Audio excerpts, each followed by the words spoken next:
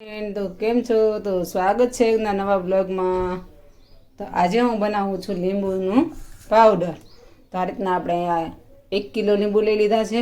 અને અત્યારે છે ને લીંબુ બજારમાં થઈ ગયા છે મોંઘા, કારણ કે આવી ગયો છે ઉનાળો. એટલે ઉનાળાની સિઝનમાં લીંબુ મોંઘા થઈ જાય, તો એના માટે આપણે સ્ટોર કરવા માટે આ રીતના લીંબુ લઈ લેવાના છે અને આનો એને પાવડર બનાવવાનો છે. તો હું પાવડર કેવી રીતના બનાવું છું કન્ટિન્યુ જોડાયેલા રહેજો, કારણ કે જે પાવડર તમને બનાવું છું તમે પણ જરૂરથી ટ્રાય કરજો. આ એક સરળ અને સાદો અને તમને સસ્તામાં પણ આ પાવડર બની જાય છે. તો આપણે અહીં લીંબુ લઈ લીધા છે. તો સૌપ્રથમ આપણે લીંબુને ધોઈ નાખીએ.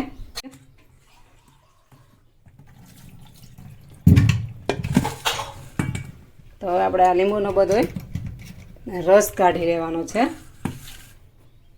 લીંબુનો પાવડર તો તમે મારા વિડીયોમાં કન્ટિન્યુ જોડાયેલા રહેજો. હું કેમ લીંબુનો પાવડર બનાવું છું. અત્યારે ઉનાળો આવે છે, એટલે ઉનાળામાં લીંબુ મોંઘા થઈ ગયા હોય તો તમે આ રીતના લીંબુ લઈ અને તમે આ રીતના હે ને બધો લીંબુનો રસ કાઢી અને હું તમને આગળની પ્રોસેસ બતાવીશ કઈ રીતના લીંબુનો પાવડર બને છે. કારણ કે મારી પાસે લીંબુ નીચોવાનું ભાંગી ગયું છે, એટલે હું હાથેથી લીંબુ નીચોવું છું. તો આ રીતના બધે લીંબુનો રસ કાઢી લેવાનો છે મિત્રો. હવે આપણે આને ગાળી લેવાનું છે. રાઈટ, ચાલો તો મિત્રો આપણે બધું આપણે આ વાસણમાં છે ને આ રીતના વાસણમાં આપણે લીંબુનું બધું પાણી કાઢી લીધું છે. તો હવે આપણે એને વ્યવસ્થિત આપણે ગાળી લઈએ, એટલે બી બધે આમાં બધું જે હોય એ ચડી જાય.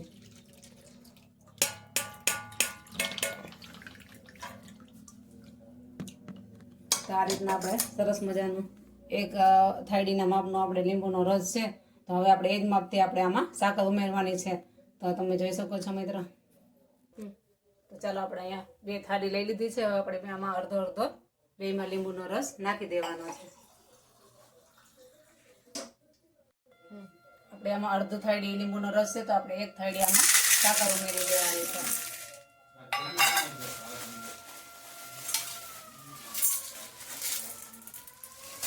તો આપણે આમાં 1 થાળી ઉમેરી દેવાની છે. આમને આપણે બધું મેલ્ટ કરી લેવાનું છે.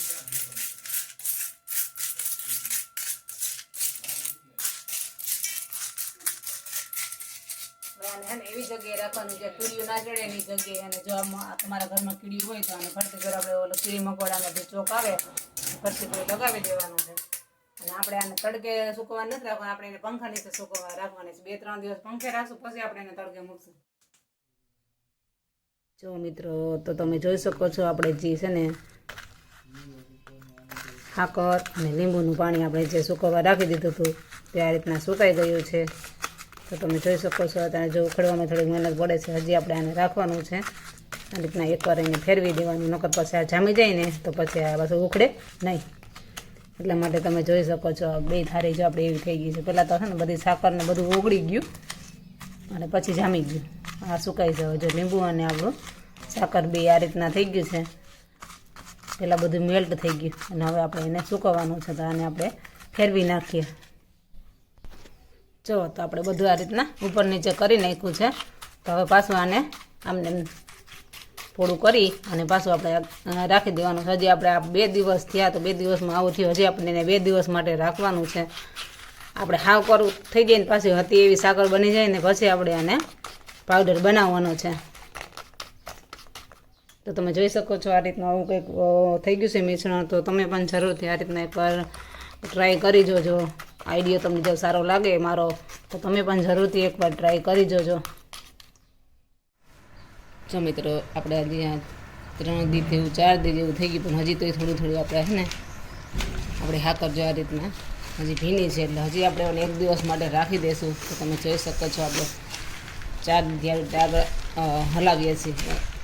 આડાને હવરી રીતના હલાવીને એટલે આ ચોટી ના જાય. નખરા ચોટી જાય ને તો ઉખડવી મુશ્કેલ બની જાય. એટલા માટે તમે જોઈ શકો છો આપણું લીંબુનો પાવડર બનાવવા માટેનું આ 2 થાળીનું મિશ્રણ તમે જોઈ શકો છો. આ સીધ હજી લીલું છે અને આ સરસ મોટું જો આ રીતના કરું થઈ ગયું. તો હજી આપણે એને 1 દિવસ અથવા તો 2 દિવસ માટે હજી રાખી દઈશું. અને તમે મિત્રો જોઈ શકો છો આપણા સરસ મજાની જે થાળી આપણો લીંબુ અને સાકર જે સૂકવવા મૂક્યા હતા એ હાવ સરસ સુકાઈ ગયા અને ફકડી ગયા છે. તો હવે આપણે આને બનાવવાનો છે પાવડર.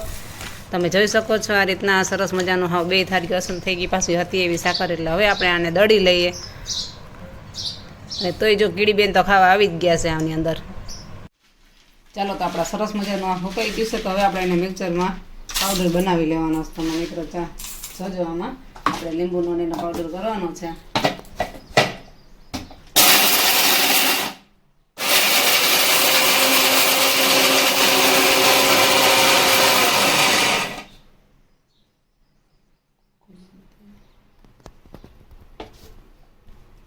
જો તમે જોઈ શકો છો સરસ મજાનું મસ્ત મજાનો આપણો પાવડર બની ગયો છે. તમે જોઈ શકો છો. તો તમે જોઈ શકો છો આપણો સરસ મજાનો પાવડર થઈ ગયો છે.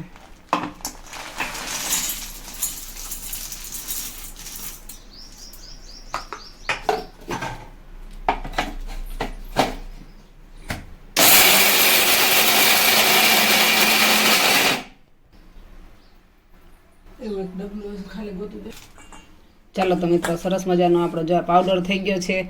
તો હવે તમારે ગમે ત્યારે મહેમાન આવે અને તમારે જો આમાંથી ઇન્સ્ટન્ટ લીંબુ શરબત બનાવવો હોય તો આમાંથી 1 ચમચી તમે નાખી અને જરૂરથી બનાવી શકો છો અને આ રીતના સ્ટોર કરી શકો છો. પણ હા, આને એટલું ધ્યાન રાખવાનું કે આમાં છે ને ભેદવાળી વસ્તુ નીડવાળી ચમચી આપણે આને કોરી વાપરવાની છે. કારણ કે પાણીવાળો ભાગ છે ને તો આ છે ને ખાંડ જામી જશે આપણી. એટલા માટે આપણે એને આમાં ભરી લઈએ.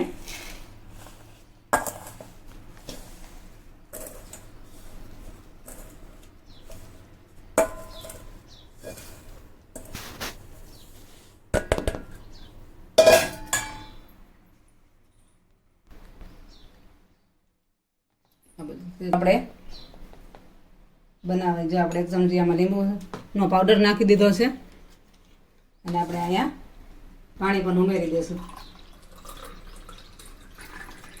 તો ઉનાળાની ગરમીમાં તમે આ રીતના ઇન્સ્ટન્ટ લીંબુ શરબત બનાવીને પી શકો છો. આમાં કાંઈ પણ આમાં તમને સ્વાદ પ્રમાણે તમે આમાં નમક નાખવું હોય તો નાખી શકો, નકર તમે આમાં ઉપયોગ કરી શકો છો.